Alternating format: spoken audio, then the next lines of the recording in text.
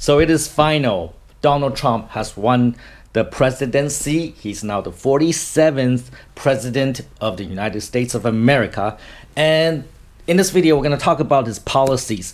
What can we expect from his administrations in the next 4 years? All right, so let's go.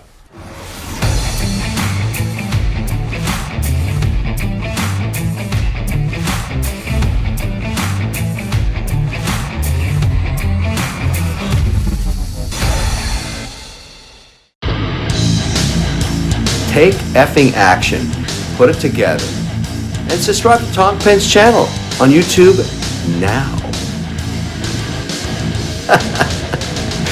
Yeah, I like it. It's crazy.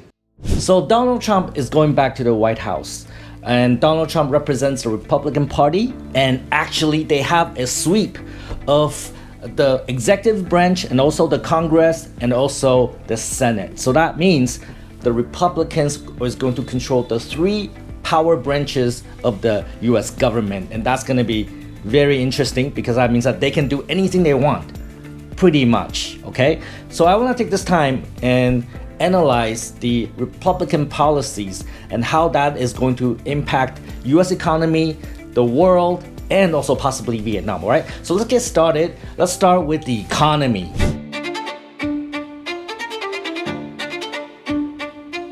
So under Donald Trump, we can expect lower taxes in the United States. When I say lower taxes, I don't mean everybody.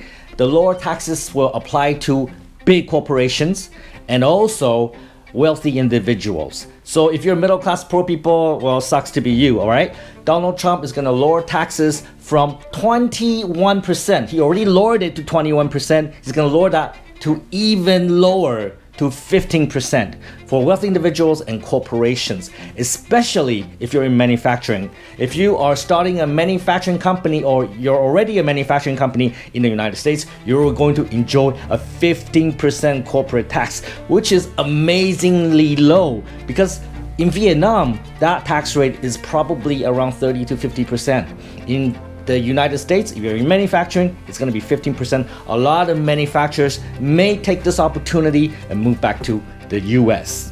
What about government spending? Well, every government of the United States love to spend money. They love to spend money that they don't have. That's why they have to print a lot of money and borrow a lot of money, right, to fund whatever programs they have. So that is within expectation that the Donald Trump administration will continue to spend money like crazy because basically the world is funding the US to spend as much money as they can. Long story, I'm not going to get into it. But how is Donald Trump going to spend the money? Well, he's going to spend the money on defense and military. He's going to strengthen the US military and he's going to extend the power of the US military around the world. And that is expected from Donald Trump. He's gonna spend a lot of money on the military. However, on things like social programs, maybe unemployment insurance, social benefits, education, probably he's gonna control that more. He's gonna limit that more. And you know what? Elon Musk has been a very, very strong supporter of Donald Trump. And it's been said that Donald Trump is going to reach out to Elon Musk because Elon Musk is very good at controlling cost when it comes to like Tesla or SpaceX. So he may actually reach out to Elon Musk and say, hey, can you come and help me out in the US government? Let's see how we can control cost and cut spending. So that might actually happen, which will be kind of interesting. But in terms of a direction, the US government will continue to spend money like crazy.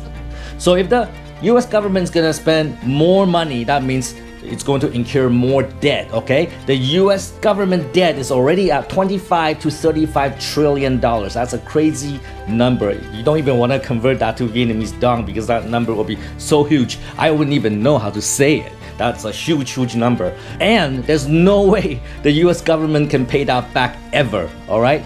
If every person in the US have to pay that debt back, I think it's about $100,000 or maybe about 2 Vietnamese dong per person to pay that debt back, which is nearly impossible to do.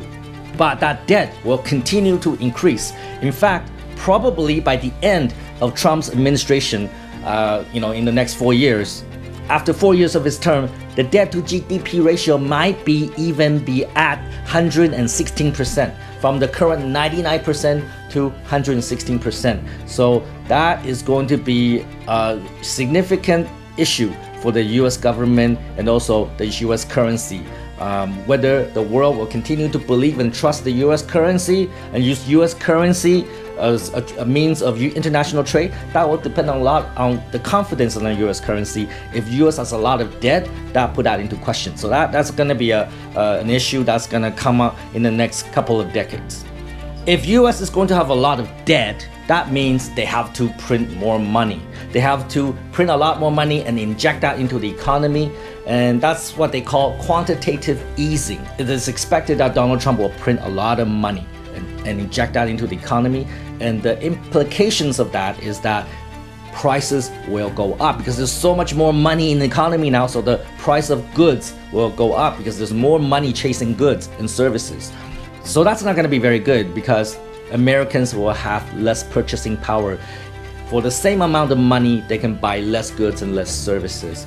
And if the prices go up, inflation go up, and the US may have a problem with that and they have to increase interest rate. And when they increase the interest rate, they have to pay more interest on their debt, which is a vicious cycle that continue to increase the national debt.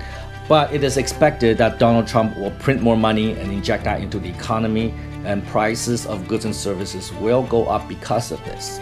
One of the things that Donald Trump is very supportive during the election is traditional energy. I'm talking about oil and gas, basically exploration of oil and gas in the US. So we are going to see more exploration in the US for oil and gas. So in theory, that's going to drive down the price of energy in the United States. So Americans will pay less for gasoline, for electricity, and fuels that heat their homes. That in theory will drive down inflation, that will keep the prices lower. So you see, you have some conflicts here. Printing more money is going to drive up inflation, but lowering energy costs is going to drive down inflation. So which one's going to be more powerful? We don't know. Let's find out in the future. So when it comes to international trade, Donald Trump is a very protectionist president. He wants to protect American jobs, but really what he really meant is he wanted to protect American industry, all right? So he's going to levy tariff on many different products and against many different countries. And he said that during the election campaign. He's gonna increase tariff for basically every country in the world. He's gonna levy a 10 to 20% tariff on every country, but especially China. For China, he's going to levy tariff up to 60% or maybe even more. He's even promised 100%, 200%, even 600%. Whether he will do that or not, I don't think he will, because frankly that is totally unrealistic, because if you put tariff at 600%, inflation will be so high, because American companies do need to buy from China for raw materials, for many different things to make products, and that will drive up the price of products in the United States. So I don't think that will happen. However, it is expected that a higher tariff for China is in the cards. And because of the tariff imposed on many different countries, this will encourage more American manufacturers or manufacturers in other countries to move to the US to set up factories. And also, we already talked about the 15% corporate tax for manufacturing. So that's going to be very attractive for manufacturing businesses to move to the US. And you can expect a lot of cash inflow into the United States. That means a strong US dollar. You see, everything we talk about has different effect either on inflation, interest rate, or currency. Different policies have different effect.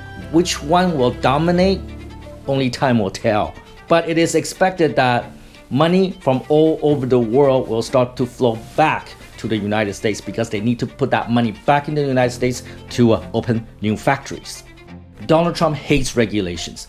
He's a business person. He hates government interference into businesses. So it is expected that he's going to remove red tape. He's going to remove regulations. He's going to make it easier to do business in the United States. He's going to open up the financial sector so that the financial sector can do crazy things like 2008. Maybe, I don't know. But definitely, this is going to be very good for the for the banks and the financial institutions in the United States. Crazy times are coming back again. Also very good for oil and gas because, again, Donald Trump is going to reduce regulations in those industries so that it's easier to find an oil field and drill for oil and find oil and sell oil, okay?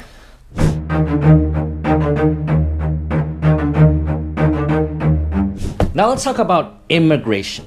So Donald Trump, whenever he was running for president, he always promised to control immigration, especially illegal immigration. He wants to eliminate the inflow of illegal immigrants, especially at the US and Mexico border. And we can see that in his first term, he did something to help control the flow of illegal immigrants and also to control legal immigration. So if you're a Vietnamese person trying to enter the United States when Donald Trump was the president, you probably had a hard time. It's harder to get visa. It's more difficult to get the proper documentation paperwork to enter the United States. So that is coming back. So it's going to be more difficult to enter the United States even if you do it legally. And of course, they're going to be more stringent at the border so that if you're trying to illegally enter the United States, it's going to be more and more difficult. There's about probably 15 million illegal immigrants in the United States. Whether Donald Trump will evict them, like try to find them and get them out of the country, that remains to be seen because I think that's something very difficult to do. And also these illegal immigrants also contribute to the US economy. So by removing them, there will be a negative impact on the economy because these illegal immigrants, they provide services to companies at a lower wage and make American companies more competitive. If Donald Trump evict them, then prices will go up. Again, you see how like different policies have different effect on prices and interest rate and currency and everything else. So again, it's going to be very interesting to see what eventually happens with all these policies put in place.